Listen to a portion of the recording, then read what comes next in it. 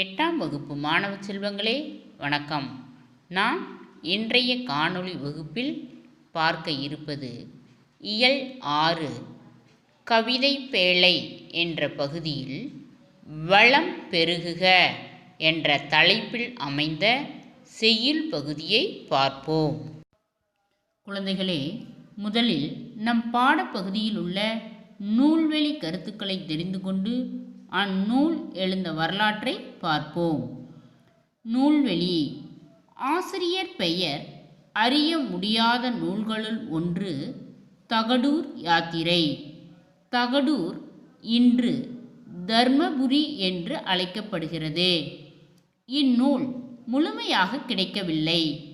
இந்நூலின் சில பாடல்கள் புறத்திரட்டு என்னும் தொகுப்பு நூலில் கிடைக்கின்றன.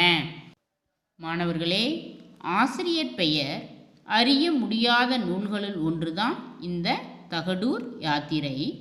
தகடூர் இன்று தர்மபுரி என்று அழைக்கப்படுகிறது. தற்பொழுது எந்த பெயரால் அழைக்கப்படுகின்றது? தர்மபுரி என்ற பெயரால் அழைக்கப்படுகிறது. இப்போ தற்பொழுது உள்ள தர்மபுரி தான் முன்பு தகடூர் என்று சொல்லப்பட்டது. இந்நூல் முழுமையாக கிடைக்கவில்லை. இந்நூல் முழுதுமே நமக்கு கிடைக்கவில்லை. இந்நூலில் உள்ள சில பாடல்கள் புறத்திரட்டு என்னும் தொகுப்பு நூலிலிருந்து தான் கிடைக்கின்றன. அடுத்து இந்த தகடூர் யாத்திரை நூல் எழுந்த வரலாற்றை தெரிந்து கொள்வோம். தகடூர் யாத்திரை என்பது சேர மன்னன் ஒருவனுக்கும் தகடூரை ஆண்ட அதியமான் மரபைச் சேர்ந்த குறுநில மன்னன் ஒருவனுக்கும் நிகழ்ந்த போர் பற்றி கூறும் சங்ககால நூல் ஆகும். அதாவது தகடூர் யாத்திரை என்பது சேர மன்னன், சேர சோழ பாண்டியர் இருக்காங்க இல்லையா, அந்த வகையில் சேர மரபை சேர்ந்த சேர மன்னன் ஒருவனுக்கும் தகடூரை ஆண்ட அதியமான், அதாவது குறுநில மன்னர்கள் இருக்காங்க இல்லையா, அந்த குறுநில மன்னன் ஒருவனுக்கும் நடந்த போரை பற்றி கூறும் சங்ககால நூல் ஆகும். இது புறப்பொருள் சார்ந்த நூலாகும். போர் பற்றி சொன்னாவே அது என்னது? புறப்பொருள் நூல் தான். வாழ்க்கை தலைவன் தலைவி வாழ்க்கை பற்றி சொல்லுச்சுன்னா அது அகப்பொருள். போர் வீரம் பற்றி சொல்லுச்சுன்னா அது புறப்பொருள். தகடூர் யாத்திரை புறப்பொருள் சார்ந்த நூலாகும். ஒன்றுக்கும் மேற்பட்ட புலவர்களின் பாடல்களை கொண்ட தொகுப்பு நூலாய் தகடூர் யாத்திரை இருக்கலாம் என கருதப்படுகிறது. அதாவது ஒரு புலவரால் மட்டும் பாடப்படவில்லை, ஒன்றுக்கும் மேற்பட்ட புலவர்கள் பாடியிருக்கலாம் என்று கருதப்படுகின்றது. சேர மன்னன் படையெடுத்து சென்றபோது அங்கு நடந்த நிகழ்வுகளை கண்டு கூறுவது போலவே பாடல்கள் அமைந்திருக்கின்றன. இந்நூல் முழுமையாக கிடைக்கப்பெறவில்லை. ஆசிரியர் பெயர் அறிய முடியாத நூல்களுள் ஒன்று இந்த தகடூர் யாத்திரை. தகடூர் இன்னைக்கு என்ன அழைக்கப்படுகிறது? தர்மபுரி என்று வழங்கப்படுகிறது. இந்நூலின் சில பாடல்கள் நமக்கு புறத்திரட்டு என்னும் தொகுப்பு நூலில் அமைந்துள்ளன. இந்த புறத்திரட்டு என்னும் தொகுப்பு நூலில் அமைந்துள்ள பாடல்களுள் ஒன்றுதான் வளம் பெருகுக. அதில் உள்ள நுழையும் முன் கருத்துக்களை நாம் இப்பொழுது பார்ப்போம். மண்பதை காக்கும் மாபெரும் சிறப்பு மாமழைக்கு உண்டு. மண்ணில் பொழியும் மழை நீரே சத்தான வித்துக்களை நித்தமும் முளைக்கச் செய்து உணவை தந்து உலக உயிர்களை ஊட்டி வளர்க்கின்றது. வளமான வான் மழையால் பயிர்கள் செழித்து உழவர் பெருமக்கள் உவக்கும் காட்சி ஒன்றை தகடூர் யாத்திரை பாடலில் காண்போம். மாணவர்களே, உலகில் வாழும் உயிர்களை காக்கும் மிகப்பெரிய சிறப்பு இந்த மழைக்கு உண்டு. வானிலிருந்து பொழிகின்ற இந்த மழைக்கு உண்டு. மண்ணில், அதாவது இந்த பூமியில் பொழிகின்ற மழை நீரே சத்தான வித்து அப்படின்னா விதை, அந்த விதைகளை எல்லாம் நித்தமும், அதாவது நாள்தோறும் முளைக்கச் செய்கிறது. தினமும் மழை பெஞ்சால் பூமியில் கிடைக்கின்ற விதைகள்லாம் என்ன ஆகும்? முளைத்து வெளியே வரும் இல்லையா, அந்த மாதிரி முளைக்கச் செய்கிறது. அப்படி முளைத்த பயிர்கள் உணவை தந்து இந்த உலக உயிர்களை எல்லாம் ஊட்டி வளர்க்கின்றதே. பயிர்கள்லாம் முளைத்து வந்தால் என்னாகும்? செடி காய் செடியாக இருந்தால் காய்கள் வைக்கும், பயிர் வகைகளாக இருந்தால் சோளம் கம்பு தானிய வகைகளாக இருந்தால் தானியங்களை கொடுக்கும். அப்படி ஒவ்வொரு பயிர்களும் ஒவ்வொரு விதமான உணவுகளை கொடுத்து உயிர்களை ஊட்டி வளர்க்கின்றதே. வளமான இந்த வான் மழையால் பயிர்கள் செழித்து வளர்ந்து உழவர் பெருமக்கள் மகிழும் காட்சி ஒன்றை தகடூர் யாத்திரை பாடலில் நாம் இப்பொழுது பார்ப்போம். மாணவர்களே, வளம் பெருகுக பாடலை கவனியுங்கள். பெருநீரால் வாரி சிறக்க இரு நிலத்து இட்ட வித்து எஞ்சாமை நாறுக நாரார முட்டாது மழை பெய்க பெய்தபின் ஒட்டாது கிளை பயில்க அக்கிளை பால்வார் பிறஞ்சி கதிரீன அக்கதிர். மீண்டும் பெருநீரால் வாரி சிறக்க இரு நிலத்து இட்ட வித்து எஞ்சாமை நாறுக நாரார முட்டாது மழை பெய்க பெய்தபின் ஒட்டாது கிளை பயில்க அக்கிளை பால்வார் பிறைஞ்சி கதிரீன அக்கதிர். பாடலின் விளக்கம். இந்த வரிகள் பயிர்கள் வாட்டமின்றி கிளைத்து வளர்க அப்படிங்கிறதுக்காக சொல்லப்பட்டது. பெருநீரால் அப்படின்னா பெருகிய மழை நீரால். அடுத்து வாரி சிறக்க, அதாவது வருவாய் சிறந்து விளங்குக. நல்ல மழை பெஞ்சதுன்னா தானியங்கள் விளையும், விளைந்ததுன்னா நமக்கு வருவாய் சிறந்து விளங்கும். அதுதான் சொல்கிறாங்க. பெருநீரால் வாரி சிறக்க, அதாவது பெருகிய மழை நீரால் வருவாய் சிறந்து விளங்குக. அடுத்து இரு நிலத்து, இரு நிலம் அப்படின்னா அகன்ற நிலப்பகுதியில் இட்ட வித்து எஞ்சாமை நாறுக, அதாவது இட்ட விதைகள், அதாவது போட்ட விதைகள் குறைவின்றி முளைவிடுக. எல்லா விதைகளும், எந்த விதையும் முளைக்காமல் போகாமல் பால விதைன்னு சொல்லுவாங்க. விதை நல்ல விதையாக இருந்தால் பூமியில் போட்ட எல்லா விதைகளும் முளைத்து வந்துடும். இந்த பால விதைகளாக இருந்தது அப்படின்னா அந்த விதைகள்லாம் முளைக்காது. ஆனால் இங்கே என்ன சொல்கிறாங்க அப்படின்னா பூமியில் போட்ட எல்லா விதைகளும் முளைத்து வருக.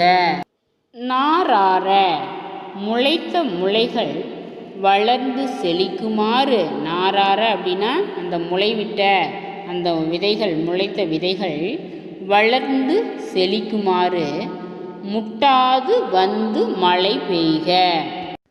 பெய்த பின், இங்கனம் காலத்தால் மழை பெய்து, அதாவது பருவமழை சரியான பருவத்தில் பெய்து ஒட்டாது கிளை பயில்க, பயிர்கள் வாட்டமின்றி கிளைத்து வளர்க. பருவத்தில் மழை பெஞ்சுது அப்படின்னா பயிர்கள் காயாது, அது நன்கு செழித்து கிளைத்து வளரும். அக்கிளை, கிளைத்து செழித்த அப்பயிர்கள் பால்வார் பிறைஞ்சி கதிரீன, பால் முற்றி கதிர்களை ஈனும். மீண்டும் பெருநீரால் வாரி சிறக்க, அதாவது சேர மன்னரின் அகன்ற பெரிய நாட்டில் பெருகிய மழை நீரால் வருவாய் சிறந்து விளங்குக. இரு நிலத்து, அதாவது அகன்ற நிலப்பகுதியில் இட்ட வித்து, இட்ட வித்து அப்படின்னா இவ்விதைகள் குறைவின்றி முளைவிடுக. போட்ட விதைகள் எஞ்சாமை நாறுக. இட்ட வித்து எஞ்சாமை நாறுக அப்படின்னா அந்த பூமியில் போட்ட விதைகளானது குறைவின்றி முளைவிடுக, எல்லா விதைகளும் முளைவிடுக. நாரார, முட்டாது வந்து மழை பெய்க. அந்த முளைத்த விதைகள் போடுறோம் இல்லையா, பூமியில் போடுறோம், போட்ட விதைகள் என்ன ஆகுது, முளைத்து விடுது. அந்த முளைத்த விதைகள் செழிப்புடன் வளர, நல்லா வாட்டமின்றி செழிப்புடன் வளர தட்டுப்பாடின்றி மழை பொழிக. அந்த பருவத்துக்கு கரெக்டாக மழை பெய்க அப்படின்னு சொல்கிறாங்க. அடுத்து பெய்தபின் ஒட்டாது வந்து கிளை பயில்க. நல்ல பயிர் முளைச்சிருச்சு, முளைச்ச பயிர் நல்லா வாட்டமின்றி வளர மீண்டும் மழையும் பொழிந்துருச்சு. அந்த மழை பொழிந்த உடனே என்ன பண்ணணும், தகுந்த காலத்தில் மழை பொழிவதால் என்ன பண்ணுது, பயிர்கள் வாட்டமின்றி கிளை கிளைத்து வளரணும். ஒரே குச்சி மாதிரி போகக்கூடாது, அது எப்படி இருக்கணுமா, நல்லா கிளை கிளையாக கிளைத்து வளர்க. அடுத்தது அக்கிளை பால்வார் பிறஞ்சி கதிரீன. அக்கதிர் அந்த கிளைத்த செழித்த பயிர்கள் அந்த பூட்டை வரும், நல்ல பூட்டை வந்து அந்த பூட்டையானது பால் முற்றி, அந்த கதிர் பூட்டை வந்து பால் முற்றி நல்ல கதிர்களை ஈனுக அப்படின்னு சொல்கிறாங்க. அடுத்த பாடல் வரி, ஏற்கெழு செல்வர் களம் நிறைக. அக்களத்து போரெல்லாம் காவாது வைகுக. போரின் உருக்கெழும் ஓதை வெறியி பெடையோடு நாரை பிரியும் விளை வயல் யானர்த்தாக அவன் அகன்றலை நாடே. மீண்டும் ஏற்கெழு செல்வர் களம் நிறைக. அக்களத்து போரெல்லாம் காவாது வைகுக. போரின் உருகெழும் ஓதை வெறியி பெடையோடு நாரை பிரியும் விளை வயல் யானர்த்தாக அவன் அகன்றலை நாடே. பாடலின் விளக்கம். ஏற்கெழு செல்வர் களம் நிறைக. அறுவடை செய்யப்பெற்று ஏறினால் வளம் சிறக்கும் செல்வர்களுடைய களத்தின் கண் வந்து நிறைக. அதாவது பயிர் வந்து நல்லா கதிர் முற்றிடுச்சு, முற்றினோடனே என்ன பண்ணும், அப்படியே அந்த கதிர்கள்லாம் வந்து சாஞ்சுக்கும்.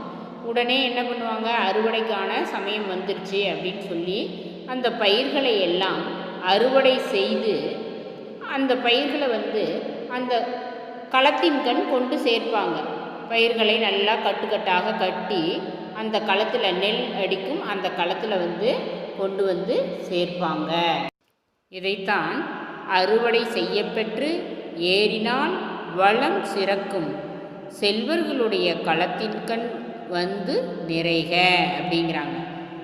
அக்களத்து போரெல்லாம், அக்களத்தில் வந்து நிறைந்துள்ள நெற்போரெல்லாம், அந்த மண்களத்தில் கொண்டு வந்து அந்த நெல் கட்டுகளை அடுக்கியிருப்பாங்க, அதை தான் சொல்கிறாங்க. அக்களத்தில் வந்து நிறைந்துள்ள நெற்போரெல்லாம் காவாது வைகுக. காவல் இன்றியே விளங்குக.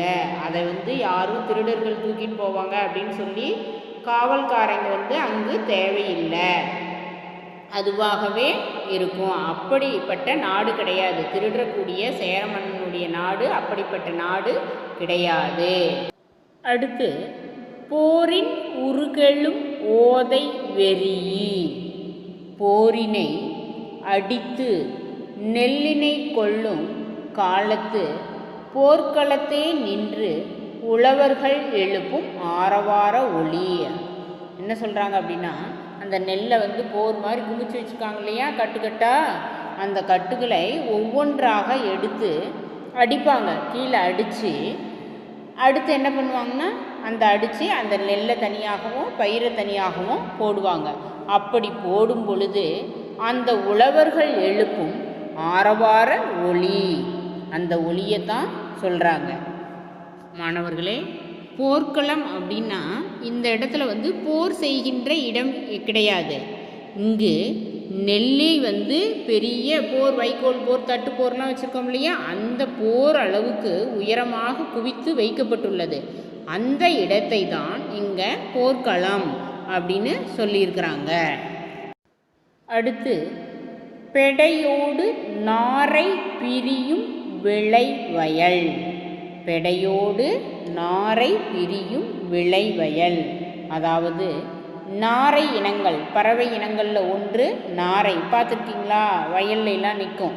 அதுவும் நெல்லை நாட்டு வயல்லாம் பார்த்தோம்னா சேர் உழவு ஓட்டி போட்டிருக்கும் பொழுது அந்த புழு பூச்சிகளெல்லாம் உண்ணுவதற்காக இருக்கும். அந்த நாரை இனங்கள் பயந்து கொண்டு தன் பெண் பறவைகளோடு, தன்னுடைய பெண் பறவைகளோடு அந்த விளைச்சல் செய்கின்ற அந்த வயல்களில் இருந்து நீங்கி பறந்து போகும்.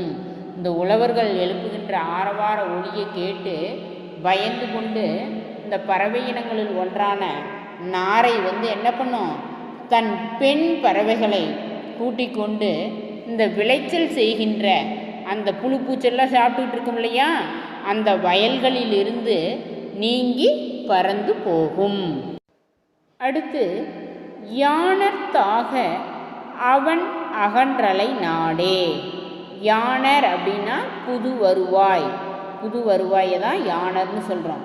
இத்தகைய சிறப்புடைய சேர மன்னனின் அகன்ற பெரிய நாடு புது வருவாயுடன், அதாவது யாணர் அப்படின்னா புது வருவாய், புதுசாக நெல்லெல்லாம் அடித்து புது வருவாய் தானே அது வீட்டுக்கு, அந்த புது வருவாயுடன் சிறந்து விளங்குக என்று சொல்லப்பட்டுள்ளது.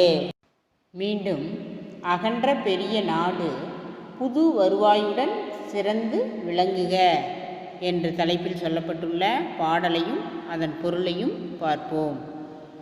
ஏற்கெழு செல்வர் களம் நிறைக, அக்களத்து போரெல்லாம் காவாது வைகுக. போரின் உருக்கெழும் ஓதை வெறியி பெடையோடு நாரை பிரியும் விளைவயல் யாணர்த்தாக அவன் அகன்றலை நாடே.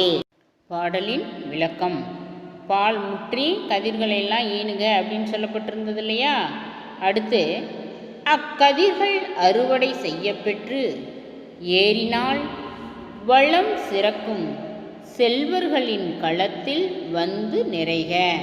அந்த முற்றின கதிர்களை எல்லாம் அறுவடை செய்து அந்த அறுவடை செய்த கதிர்கள் செல்வர்களின் களத்தில் நிறைக.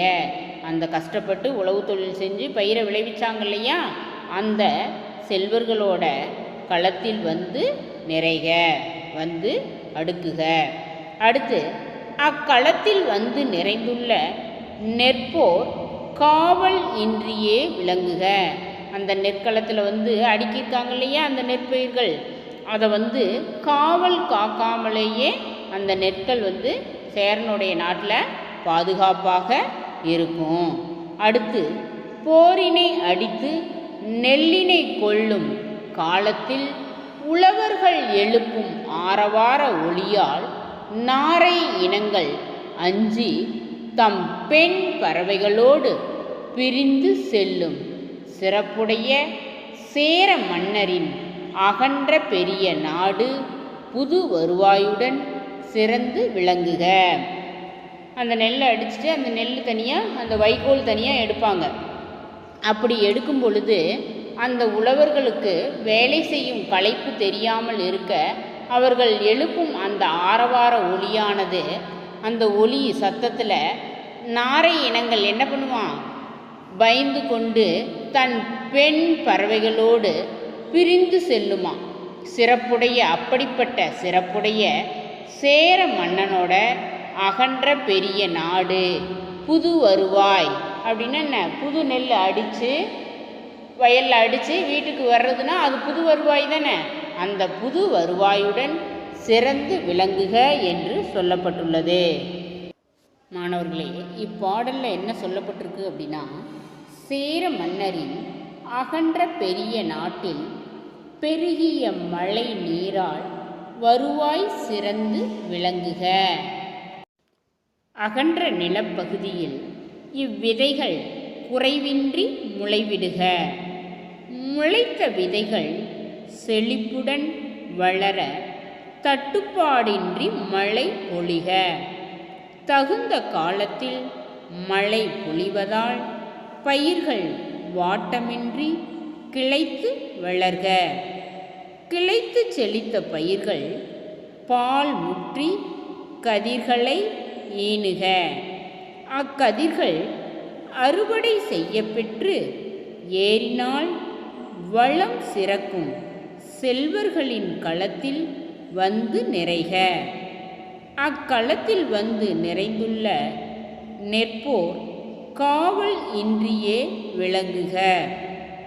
போரினை அடித்து நெல்லினை கொள்ளும் காலத்தில் உழவர்கள் எழுப்பும் ஆரவார ஒளியால் நாரை இனங்கள் அஞ்சி தம் பெண் பறவைகளோடு பிரிந்து செல்லும். சிறப்புடைய சேர மன்னரின் அகன்ற பெரிய நாடு புது வருவாயுடன் சிறந்து விளங்குக. மாணவர்களே, அடுத்து இப்பாடலில் இடம்பெற்றுள்ள சொல்லும் பொருளும் பற்றி அறிந்து கொள்வோம். வாரி. வாரி என்பதன் பொருள் வருவாய். வாரி என்றால் வருவாய், அதாவது வாரி சிறக்க அப்படின்னு பார்த்தோம் இல்லையா. வாரி என்றால் வருவாய், வருவாய் சிறக்க என்பது பொருள். அடுத்து எஞ்சாமை. எஞ்சாமை என்பதன் பொருள் குறைவின்றி. எஞ்சாமை என்பதன் பொருள் குறைவின்றி. அடுத்து முட்டாது. முட்டாது என்பதன் பொருள் தட்டுப்பாடின்றி. முட்டாது என்பதன் பொருள் தட்டுப்பாடின்றி. அடுத்து ஒட்டாது. ஒட்டாது என்பதன் பொருள் வாட்டம் இன்றி. ஒட்டாது என்றால் வாட்டம் இன்றி என்பது பொருள். மீண்டும் வாரி என்பதன் பொருள் வருவாய். எஞ்சாமை என்பதன் பொருள் குறைவின்றி. அடுத்து முட்டாது என்பதன் பொருள் தட்டுப்பாடின்றி. அடுத்து ஒட்டாது என்பதன் பொருள் வாட்டம் இன்றி.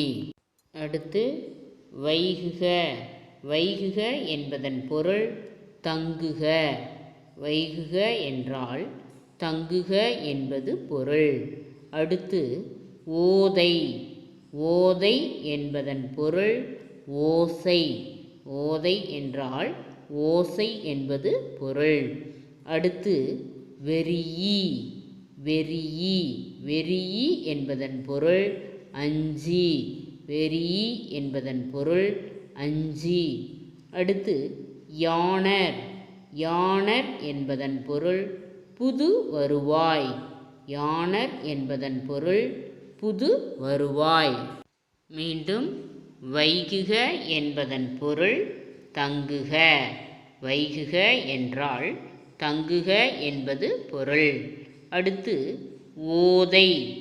ஓதை என்பதன் பொருள் ஓசை. ஓதை என்பதன் பொருள் ஓசை. அடுத்து வெறியி. வெறியி என்பதன் பொருள் அஞ்சி. வெறியி என்பதன் பொருள் அஞ்சி. அடுத்து யாணர். யாணர் என்பதன் பொருள் புது வருவாய். யாணர் என்பதன் பொருள் புது வருவாய். மாணவர்களே, சொல்லும் பொருளும் தெளிவாக தெரிந்து கொண்டீர்கள் அல்லவா? அடுத்து சரியான விடையை தேர்ந்தெடுத்து எழுதுக. முதல் வினா, தோட்டத்தில் தம்பி ஊன்றிய டேஸ் எல்லாம் முளைத்தன. தோட்டத்தில் தம்பி ஊன்றிய டேஸ் எல்லாம் முளைத்தன. ஆ சத்துகள், ஆ வித்துகள், இ வித்துகள், ஈ முத்துகள். இதற்கான விடை தோட்டத்தில் தம்பி ஊன்றிய வித்துகள் எல்லாம் முளைத்தன. இ ஆப்ஷன் வித்துகள். தோட்டத்தில் தம்பி ஊன்றிய வித்துகள் எல்லாம் முளைத்தன. வித்துகள் என்றால் என்னன்னு பார்த்தோம், விதைகள். இரண்டாவது வினா, என் நண்பன் செய்த தொழிலில் அவனுக்கு டேஸ் பெருகிற்று. என் நண்பன் செய்த தொழிலில் அவனுக்கு டேஸ் பெருகிற்று. ஆ காரி, ஆ ஓரி, இ வாரி, ஈ பாரி. என் நண்பன் செய்த தொழிலில் அவனுக்கு டேஸ் பெருகிற்று. ஆ காரி, ஆ ஓரி, இ வாரி, ஈ பாரி. இதற்கான விடை, என் நண்பன் செய்த தொழிலில் அவனுக்கு வாரி பெருகிற்று. வாரி என்றால் வருவாய், வருவாய் பெருகிற்று. அடுத்து, அக்களத்து என்ற சொல்லை பிரித்து எழுத கிடைப்பது. அக்களத்து என்ற சொல்லை பிரித்து எழுத கிடைப்பது டேஸ். ஆ ஆ கூட்டல் களத்து, ஆ அக்கு கூட்டல் களத்து, ஈ அக்க கூட்டல் அளத்து, ஈ அம் கூட்டல் களத்து. ஆ கூட்டல் களத்து, ஆ அக்கு கூட்டல் களத்து, ஈ அக்கு கூட்டல் அளத்து, ஈ அம் கூட்டல் களத்து. இதற்கான விடை ஆ கூட்டல் களத்து. அக்களத்து என்ற சொல்லை பிரித்து எழுத கிடைப்பது ஆ கூட்டல் களத்து. கதிர் கூட்டல் ஈன என்பதனை சேர்த்து எழுத கிடைக்கும் சொல் டேஸ். கதிர் கூட்டல் ஈன என்பதனை சேர்த்து எழுத கிடைக்கும் சொல் டேஸ். ஆ கதிரென, ஆ கதிரீன, ஈ கதிரின்ன. ஆ கதிரென, ஆ கதிரீன, ஈ கதிரின்ன. இதற்கான விடை ஆ கதிரீன. கதிர் கூட்டல் ஈன என்பதனை சேர்த்து எழுத கிடைக்கும் சொல் கதிரீன என்பதாகும். அடுத்து, இச்செய்யுள் பகுதியில் உள்ள குறு வினாக்களை பார்ப்போம். முதல் வினா, பயிர்கள் வாட்டமின்றி கிளைத்து வளர தேவையானது யாது? பயிர்கள் வாட்டமின்றி கிளைத்து வளர தேவையானது யாது? பயிர்கள் வாட்டமின்றி கிளைத்து வளர தேவையானது மழைநீர் ஆகும். பயிர்கள் வாட்டமின்றி கிளைத்து வளர தேவையானது மழைநீர் ஆகும். பயிர்கள் வாட்டமின்றி கிளைத்து வளர தேவையானது யாது? பயிர்கள் வாட்டமின்றி கிளைத்து வளர தேவையானது மழைநீர் ஆகும். அடுத்த வினா, உழவர்கள் எப்போது ஆரவார ஒலி எழுப்புவர்? உழவர்கள் எப்போது ஆரவார ஒலி எழுப்புவர்? போரினை அடித்து நெல்லினை கொள்ளும் காலத்தில் உழவர்கள் ஆரவார ஒலி எழுப்புவர். போரினை அடித்து நெல்லினை கொள்ளும் காலத்தில் உழவர்கள் ஆரவார ஒலி எழுப்புவர். உழவர்கள் எப்போது ஆரவார ஒலி எழுப்புவர்? போரினை அடித்து நெல்லினை கொள்ளும் காலத்தில் உழவர்கள் ஆரவார ஒலி எழுப்புவர். அடுத்து சிறுவினா. முதல் வினா, உழவுத் தொழில் பற்றி தகடூர் யாத்திரை கூறுவன யாவை? உழவுத் தொழில் பற்றி தகடூர் யாத்திரை கூறுவன யாவை? சேர மன்னரின் அகன்ற நிலப்பகுதியில் விதைகள் குறைவின்றி முளைவிடுக. முளைத்த அவ்விதைகள் செழிப்புடன் வளர தட்டுப்பாடின்றி மழை பொழிய வேண்டும். அடுத்து, தகுந்த காலத்தில் மழை பொழிவதால் பயிர்கள் வாட்டமின்றி கிளைத்து வளர்ந்து பால் முற்றி கதிர்களை தர வேண்டும். அக்கதிர்கள் அறுவடை செய்யப்பெற்று ஏறினால் வளம் சிறக்கும் செல்வர்களின் களத்தில் வந்து நிறைய வேண்டும். அக்களத்தில் வந்து நிறைந்துள்ள நெற்போர் காவல் இன்றியே விளங்க வேண்டும். இவ்வாறு உழவு தொழில் பற்றி தகடூர் யாத்திரை கூறுகிறது. மீண்டும் உழவு தொழில் பற்றி தகடூர் யாத்திரை கூறுவன யாவை?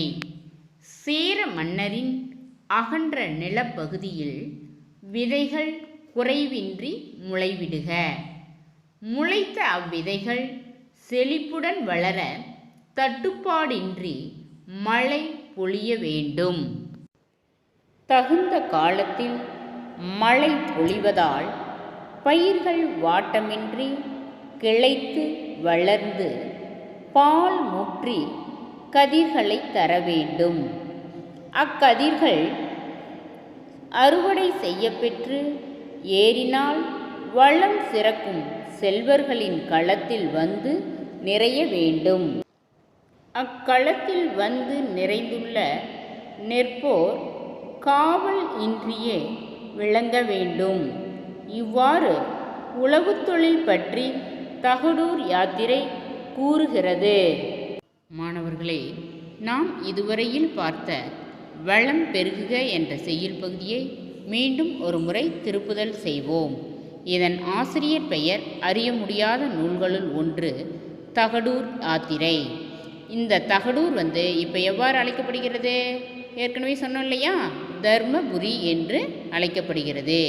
இந்த நூலில் இருந்த பாடல்கள் நமக்கு முழுமையாக கிடைக்கவில்லை. சில பாடல்கள் மட்டும் புறத்திரட்டு என்னும் தொகுப்பு நூலில் கிடைக்கின்றன. அதில் ஒரு பாடல் சேரனோட நாட்டின் சிறப்பை பற்றி கூறுகிறது. அதுதான் நமக்கு பாடப்பகுதியில் இடம்பெற்றுள்ளது. அதாவது, மண்பதை காக்கும் மாபெரும் சிறப்பு மாமலைக்கு உண்டு. மண்ணில் பொழியும் மழை நீரே நமக்கு சத்தான வித்துக்களை நித்தமும் தினமும் முளைக்கச் செய்து உணவை தந்து இந்த உலகத்தில் வாழும் உயிர்களை எல்லாம் ஊட்டி வளர்க்கின்றது இந்த மழை. இப்படிப்பட்ட வளமான வான் மழையால் பயிர்கள் செழித்து உழவர்கள் உவக்கும் காட்சி ஒன்றை தகடூர் யாத்திரை பாடல்ல நமக்கு சொல்லப்பட்டுள்ளது. பெருநீரால் வாரி சிறக்க இரு நிலத்து இட்ட வித்து எஞ்சாமை நாறுக நாரார முட்டாது வந்து மழை பெய்க பெய்தபின் ஒட்டாது வந்து கிளை பயில்க அக்கிளை பால்வார் பிறஞ்சி கதிரீன. சேர மன்னரின் அகன்ற பெரிய நாட்டில் பெருகிய மழை நீரால் வருவாய் சிறந்து விளங்குக. வாரி சிறக்க வருவாய் சிறந்து விளங்குக.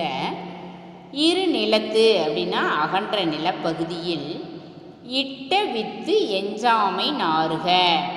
இவ்விதைகள் குறைவின்றி முளைவிடுக. அதாவது போட்ட விதைகள் எல்லாமே முளைவிடுக.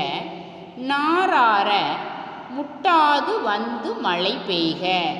முளைத்த விதைகள் செழிப்புடன் வளர தட்டுப்பாடின்றி, அதாவது மழை பெய்யல சொல்லாத அளவுக்கு மழை பொழிக.